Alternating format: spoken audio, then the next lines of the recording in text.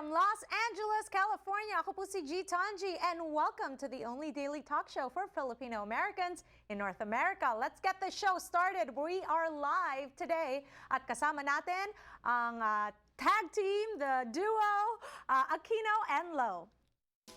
This American Dream segment is brought to you by Aquino and Loew Law Firm, answering your immigration questions. Always have a great time when these two people are on the show. We are helping kababayans. Pwede po kayong tumawag sa amin. You can call us. Here, we are taking your calls, 1-800-553-5724. And of course, I want to say, Kong Hei Fa Choi, Happy Chinese New Year to both of you. Happy New Year. All right, so let's get started right away. I've been receiving W-2s in the mail. So people are talking about taxes, and a lot of people who are undocumented still pay taxes. So let's talk about that. Attorney Richard Loew? Well, that's absolutely right. You know, the government maybe moves slowly to get people to become legalized, but they are certainly more than willing to take your money if you've worked here. So, and they provide an easy way to do it. If you don't have a Social Security number, you can file for a TIN number, which is a tax ID number, which allows you to file and pay your taxes. And I really recommend that everybody do this because it does impact you later on in having that documented that you filed, that you've been following the laws of the United States, and also be careful in the manner in which you file. If you're married, please file married, or some appropriate subject, don't file single. And just be aware that it's an important step in your future to file these taxes. Okay, so basically it's showing the government that even though I'm undocumented, here's my money. Right? It's showing like... And it shows good faith, exactly, that you're trying to comply with the laws, that you can, while you might not be able to comply with the immigration laws, you can certainly comply with the IRS laws and pay your taxes and be a good citizen, otherwise citizen of the United States. Okay, is there a box on the IRS form that you have to put in if you are undocumented or not?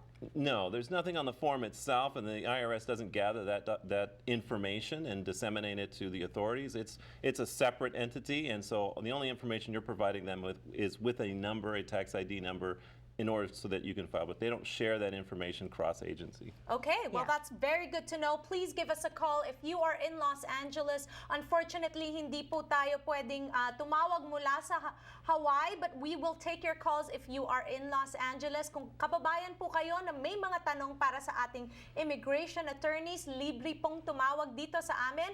The phone number is there on the screen. Make sure to call us 1-800-553-5724. Okay, pag-usapan natin, let's talk about the teacher category, the J1. What is this about, Attorney Allison Aquino-Silva? So there is a temporary visa known as the J1 visa, and it's an exchange visitor program that the United States has with many countries around the world, the Philippines being one of them.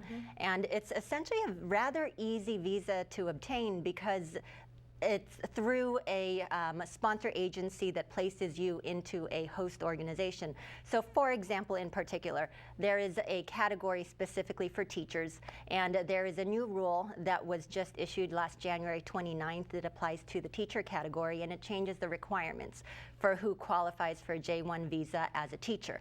And so this new rule, which is effective on February 29, so at the end of this month, it makes it even slightly a little bit easier because it, so those who are eligible are those who are going to be essentially placed in either a primary or secondary private or public school who are coming to teach in one of those schools. And in order to qualify, it simply requires that the teacher have at least 2 years of full-time experience. And so a teacher who is working in the Philippines, for example, or anywhere around the world, would contact a sponsoring organization, go through that sponsoring organization's application process. If they're accepted as a teacher, then that sponsoring organization will place them in either a elementary or high school here in the United States, and it allows them to work for up to a period of 3 years. Okay, that's good news. Yes, so individuals who are teachers should take this opportunity because it does reduce that requirement from the 3 years down to the 2 years. Okay, so that's the J1 visa, correct? Exactly. Okay, we have our first caller here on Kababayan Today. Kasama natin si Rosemary Cruz mula sa Long Beach, California. Hello, Rosemary, nandyan po ba kayo? Hello po, parang naka-cellphone ata kayo or if your Apo. TV is on, pakipatay lang po para marinig po namin kayo. Papatay po cellphone ko. Okay, ano po yung tanong ninyo? I was here since 2002 and documented ako sa exam ko in 2002. At ngayon po sa tatay ko dito sa ako po Commander. Veteran po ang USC. Nag-chance po ba makasama sa tatay ko? Okay, hindi po namin kayo marinig masyado kasi it's coming in and out, but what I heard is you have been undocumented from 2002, and so that's obviously 14 years. Since then, what are the options for people that are undocumented? Yeah, you know, this is a really difficult area for people, and it's not that there's an easy route.